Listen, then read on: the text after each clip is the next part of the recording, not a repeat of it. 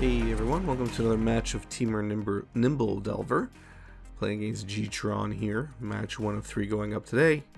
And of course the deck tech was posted this morning, so make sure you check it out if you want to learn a bit more about Temur Nimble Delver. Opening hand is fine. Really only a keep because of that Serum Visions, but it's always a risk because you don't have a threat. Here we got lucky. We got a threat. And we're definitely going to dash Ragavan here. Especially against Tron. It's going to be pretty brutal against them. There goes a Forest.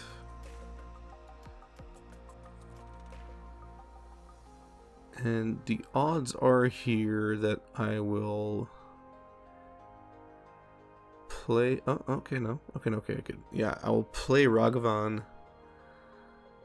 Oh, that's interesting.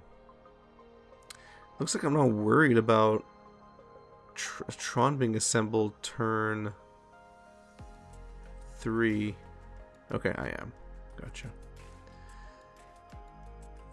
Now, in retrospect, I could have actually just dashed Ragavan there anyway.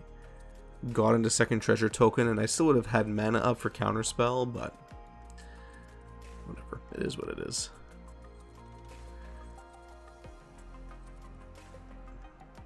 Our opponent also playing Abundant Harvest. Now, Oblivion Stone is a card where we don't want, you don't want that to resolve. Oh, we got another counterspell, which pretty much seals the deal here, in my opinion.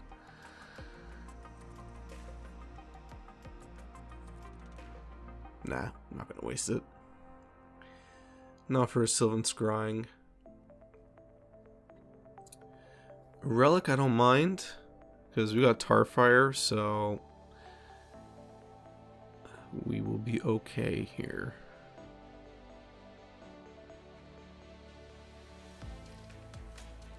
Plus our opponent's doing a pretty good job of growing our Goyf again, so it's not really a problem. Karn. You can see my mouse is ready.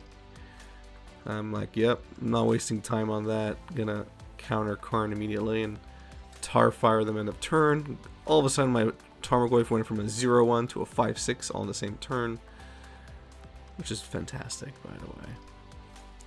I will play Chromatic Star. Why not?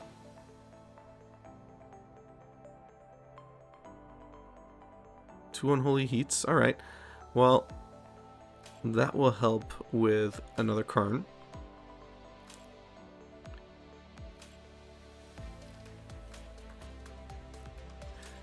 Might even help with a Wormcoil engine. So Wormcoil actually changes things here, because now we got a problem. We got a big problem. It's kind of funny how Wormcoil is.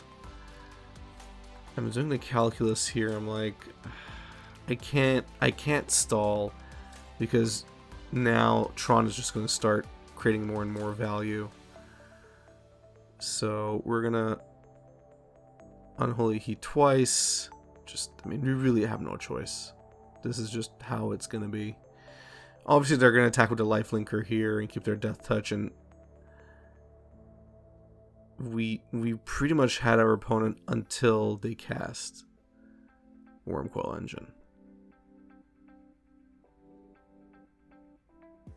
So this is where things are gonna get a bit brutal. And now they're warming up their Blast Zone, so either way, Goyf is dead this turn. Force of Negation will not do much here. You can see I'm thinking about conceding. I should attack. Yeah, I do attack, okay. I mean, they're going to block it, fine. I mean, Goyf was going to get blown up anyway, so... Now I can counter 2 spells, so I'm okay at the moment.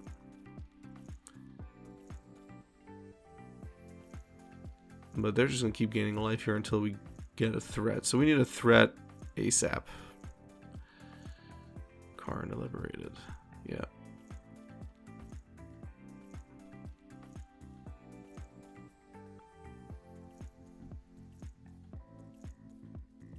Of course, Kozilek.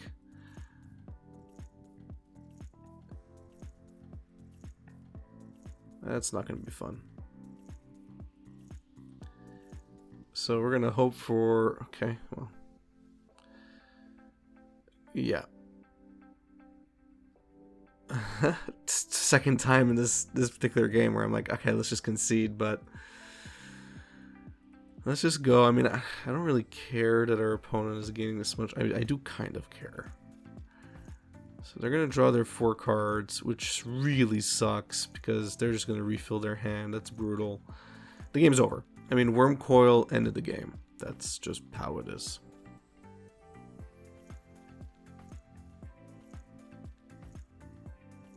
This is it. Whatever we draw, it's the deciding factor. Oh. That's tough. That is tough. I'm not even happy with the Mongoose. To be honest, I think that was a mistake. I probably should have kept the Mongoose. Because a 3/3 would have been worth it. But I guess not. There they... Oh, okay. I didn't keep the Mongoose because of the relic. Fine. That's fair. Yeah, we're just gonna concede here. That's done.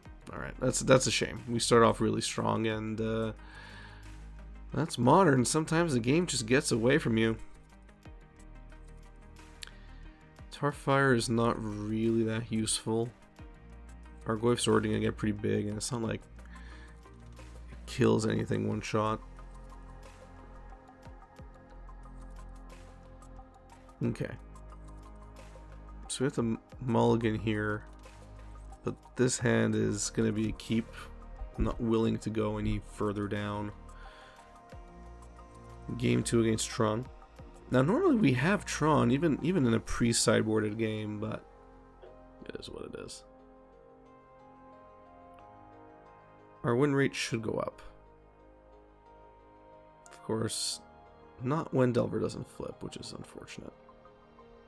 So let's play this Ragavan strategy again. That's a good card to get rid of, so I'm happy about that. So we're digging for threats here, obviously. Although in theory I should have kept 1 instant on top just to get Delver to flip, but... hindsight. Okay, well, we still got Delver to flip.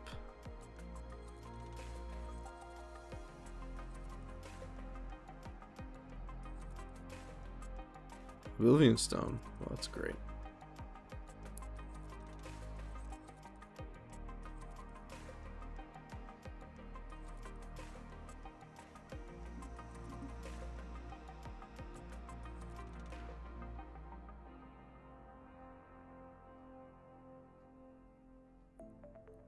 Blood Moon. Perfect. We are ready. We are ready to end the game. Because that's just what we want to do. So we play Blood Moon, we're going to dash Ragavan. Now things are in our corner here. And the game is essentially ours. No. I was trying to be cute with Expedition Map, but there's really no point.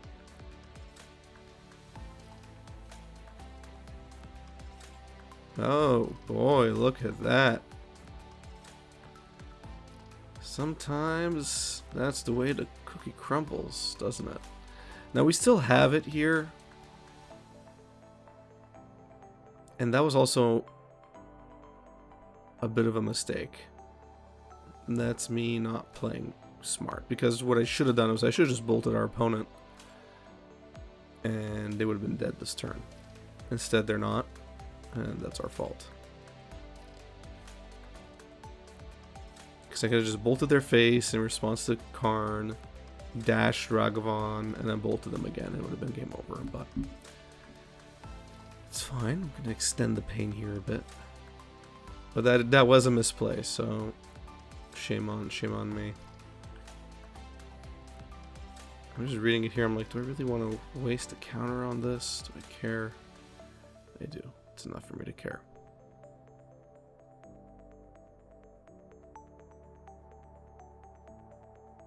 They're giving himself 4 life. That might have actually saved them, actually, in retrospect. That's a pretty good card to draw here.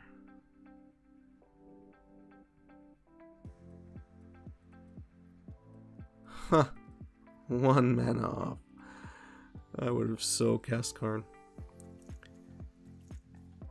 It would be fantastic if our opponent casts... Oh, Walking Ballista. I was about to say if they could cast an artifact, and there you go. I'm just going to force him to do this. This way Ragavan can make its way.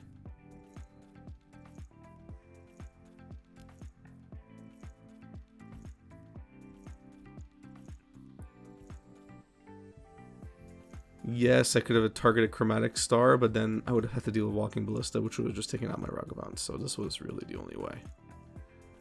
So we got Bolt, so no, it doesn't matter what we play. It's over. So I'm just showing them, listen, I got Bolt. Are you gonna concede? No? Okay, they conceded. Good. No changes. Although again, in retrospect, maybe Engineer Explosives might have been handy, because if Wormcoil does land and we get rid of Wormcoil, EE can be very useful for the tokens, but it's a bit narrow. This is probably why I'm not doing it. Serum Visions. It's actually pretty good with Force.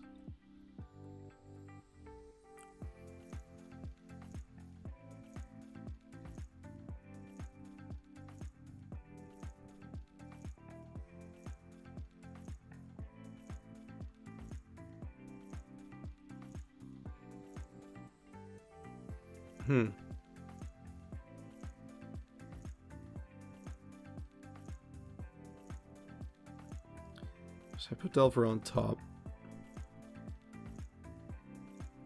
And put on a Mongoose. That's fair enough. I have protection with Force Negation here. Oh, they got nothing. Uh-oh. Which tells me they might have Karn, which scares me more.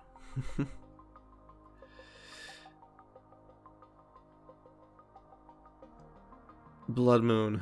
Okay, it's a good thing I played Abundant Harvest first. You saw that I was ready to fetch, but now that we have Blood Moon, I will go for a forest here as opposed to getting a second blue source, because a second blue source was what I was thinking of for counterspell.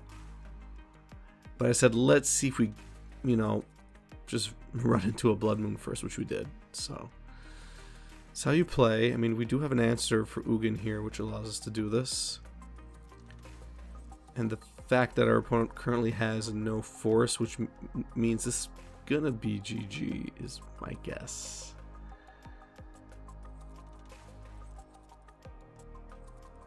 That's my guess. So, no need for counterspell when we're about to play Blood Moon.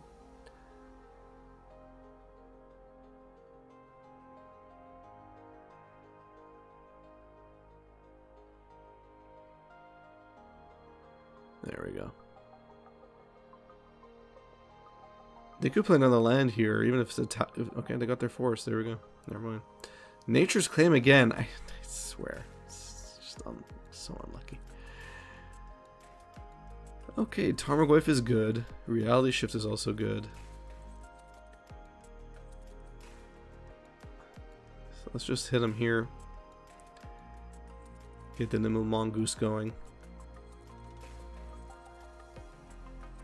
I mean, we're naked, right? Thragtusk. Okay, well, we got an answer for Thragtusk coming up next turn.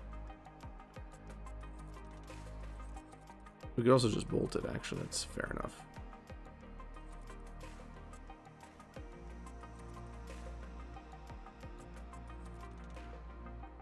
Okay, no, I chose to bolt. I bolt our opponent. Fair.